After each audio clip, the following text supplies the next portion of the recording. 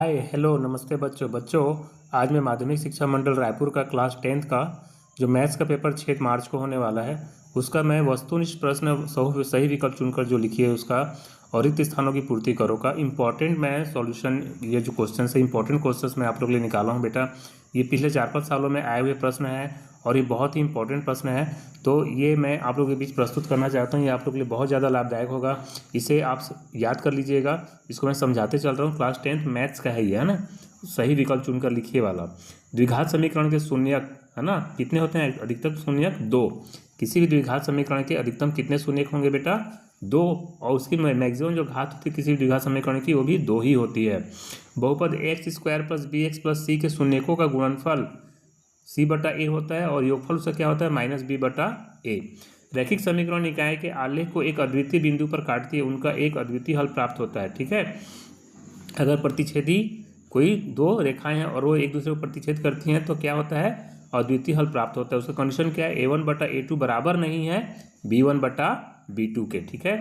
चौथा प्रश्न, रैखिक समीकरण निकाय के आलेख संपाती होने पर अनंतः अनेक हल होते हैं। उसका कंडीशन क्या है? a1 बटा a2 बराबर b1 बटा b2 बराबर c1 बटा c2। ठीक। चलिए अगला पांचवा प्रश्न, यदि किसी रैखिक समीकरण निकाय का कोई हल ना हो तब उनका आलेख क्या होता है? समांतर रेखाएं होंगी। जब इसका कोई हल ना हो तो उसके आलेख कैसा होता है? समानांतर। बेटा ये तीनों प्रश्न में से एक प्रश्न आता ही है, संपाती, है ना, समांतर और प्रतिच्छेदी वाला कंडीशन ये आता है। तो संपाती अगर होता है तो अनंतः अनेक हल प्राप्त होते हैं। उसका होता है a1 बटा a2 बराबर b1 बटा b2 बराबर c1 बटा c2। पांचवा प्रश्न, यदि किसी रैखिक समीकरण निकाय का कोई हल ना हो तब उसका आलेख समांतर होगा। उसका कंडीशन है a1 बटा a2 बराबर b1 बटा b2 बराबर नहीं है c1 बटा c2 के। द्विघात समीकरण x square plus b x plus c के लिए विभेदक d बराबर 0 हो तो उसका मूल का मान वास्तविक व समान होता है। ठीक है। और हम विभेदक का सूत्र क्या होता है निकालने का? d बराबर बी स्क्वायर माइनस 4ac। सातवां, समांतर श्रेणी के दो क्रमागत पदों के अंतर को क्या कहते हैं? सार्वंतर। किसी यात्रा में लगने वाले समय एवं बस की चाल में कौन सा संबंध होता है? व्युत्क्रमानुपात का संबंध होता है। किन्हीं दो राशियों के बीच का के संबंध को चित्रात्मक प्रदर्शन उसका क्या कहलाता है? आलेख। 1 अप्रैल से 31 मार्च तक की अवधि को वित्तीय वर्ष कहते हैं। ठीक है। ये इंपॉर्टेंट प्रश्न है बेटा। 1 अप्रैल से 31 मार्च तक की अवधि को वित्तीय वर्ष कहते हैं और अवधि ये जो होता है वो 1 वर्ष का होता है और 1 वर्ष का ही आयकर हमको देना होता है। ठीक है। चलिए आगे हम आते हैं 11वें नंबर प्रश्न में। आयकर विभाग पैन जारी करता है। पैन कौन जारी करता है बेटा? आयकर विभाग, जिसका पूर्ण नाम क्या होता है पैन का? परमानेंट अकाउंट नंबर, या अगर हिंदी में पूछेंगे तो उसका स्थायी खाता संख्या ये होता है।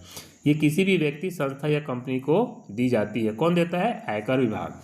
आयकर की राशि भारत सरकार के आयकर विभाग द्वारा लिया जाता है। आयकर की राशि भारत सरकार के कौन लेता है? आयकर विभाग। आवर्ती सावधि जमा खाता किसी निश्चित अवधि के लिए होता है। जिस राशि पर ब्याज की गणना की जाती है उसे हम क्या कहते हैं? मूलधन। शिक्षा उपकर देय आयकर की राशि पर लगाए जाते हैं। भी इंपॉर्टेंट प्रश्न है, सभी इंपॉर्टेंट प्रश्न है बेटा, कुछ भी ऐसा स्किप करने लायक नहीं है, आप रट लो अच्छे से पूरा। शिक्षा उपकर देय आयकर की राशि पर लगाया जाता है और शिक्षा उपकर देय आयकर कितना प्रतिशत होता है? 3% होता है। ठीक है। बैंकों में खाता खोलने के लिए स्थायी खाता संख्या पैन अनिवार्य होता है। सभी आकार के वर्ग क्या होते हैं? समरूप होते हैं। याद कर लेना बेटा। सभी आकार के वृत्त भी समरूप होते हैं। समरूप आकृतियों के आकार के बदलाव को क्या कहते हैं? स्केलिंग कहते हैं। समरूप आकृतियों के बदलाव क्या कहते हैं? स्केलिंग। चलिए आगे हम लोग बढ़ते हैं। 20वां नंबर प्रश्न देखिए। समरूप त्रिभुज की संगत भुजाएं क्या होंगी? समान अनुपात में होती हैं। समरूप बहुभुज के संगत कोण क्या होते हैं? बराबर होते हैं। सभी सर्वांगसम बहुभुज समरूप होते हैं। वृत्त के माप या वृत्त के परिमाप को सामान्यतः क्या कहते हैं? परिधि कहते हैं। वृत्त के केंद्र से होकर जन्मित जीवा को क्या कहते हैं? व्यास। ये सभी इंपॉर्टेंट प्रश्न है बेटा, बहुत इंपॉर्टेंट प्रश्न मैं निकाल के लाया हूँ आप लोगों के लिए। वीडियो को बिना स्किप किए पूरा लगातार देखना तो बहुत अच्छे समझ में आएगा। वृत्त की सबसे लंबी जीवा को क्या कहेंगे? व्यास। वृत्त के केंद्र से परिधि के किसी बिंदु की दूरी को वृत्त की त्रिज्या कहते हैं। वृत्त की त्रिज्याएं अनंत हो सकती है। वृत्तार्ध का कोण 90 अंश होता है। वृत्तार्ध का कोण कितना होता है? 90 अंश होता है। वृत्त की जीवा पर डाला गया लंब जीवा को क्या करता है? समद्विभाजित करता है। जीवा पर डाला गया लंब जीवा को क्या करता है? समद्विभाजित करता है। चक्रीय चतुर्भुज के समूह कोणों का योग कितना होता है? 180 अंश। ये याद रखना है। चक्रीय चतुर्भुज के समूह कोणों का योग कितना होता है? 180 अंश। किसी वृत्त के बाह्य बिंदु से वृत्त पर खींची गई स्पर्श रेखाखंड की लंबाई क्या होती है? समान होती है। वृत्त के व्यास पर खींची गई स्पर्श रेखाएं परस्पर समानांतर होती हैं। दो वृत्त सर्वांगसम कहे जाएंगे यदि उनकी त्रिज्याएं बराबर हो।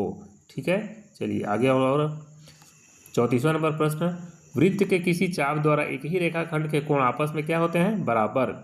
वृत्त के केंद्र और जीवा के मध्य बिंदु को मिलाने वाली रेखा जीवा पर लंब होती है। एक विषम और एक सम संख्या का योग सदैव ही विषम संख्या होती है। समचतुर्भुज का प्रत्येक कोण 90 अंश का होता है। दो विषम संख्याओं का गुणनफल सदैव एक विषम संख्या होगी। ठीक है, यदि n अवयव है n का तो विषम संख्या का रूप क्या होता है? 2n+1 होगा। ये जो संकेत देख रहे हो ई को कैसे काटा गया, उसका संकेत का मतलब होता है का अवयव नहीं है। ठीक, घन में 8 शीर्ष 12 कोर 6 पृष्ठ व 4 आकाशीय विकर्ण होते हैं। ये याद रखना है, घन में 8 शीर्ष 12 कोर 6 पृष्ठ व 4 आकाशीय विकर्ण होते हैं। घनाभ में 8 शीर्ष 12 कोर 6 फलक 12 पृष्ठीय विकर्ण व 4 आकाशीय विकर्ण होते हैं। तो लगभग घन और घनाभ सेम है। भाज्य बराबर क्या होता है? भाज्य गुणित भागफल प्लस शेषफल। √2 क्या होता है? एक अपरिमेय संख्या है। चक्रवृद्धि ब्याज में मूलधन हमेशा बढ़ता रहता है। मूल बिंदु के निर्देशांक क्या होता है? 0 0 होता है। बेटा ये अभी जो 2026 का जो पेपर आ रहा है उसमें 10 नंबर का सही विकल्प चुनकर लिखो है और 5 नंबर के रिक्त स्थानों की पूर्ति करो। तो ये 15 नंबर का आप लोगों के लिए बहुत ही इंपॉर्टेंट मैं निकाल के लेके आया हूँ। ये क्वेश्चन सभी इंपॉर्टेंट क्वेश्चन है बेटा, इसको सबको रट लेना, कॉपी में लिख लो या इसके स्क्रीनशॉट ले लो, कैसे भी करो, लेकिन इसको कॉपी में लिख के याद कर लो, अच्छे से तैयारी कर लो। एग्जाम में इसमें से कुछ ना कुछ प्रश्न बिल्कुल आएगा।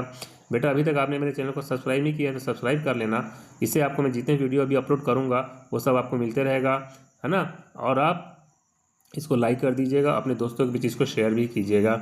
Okay, thank you.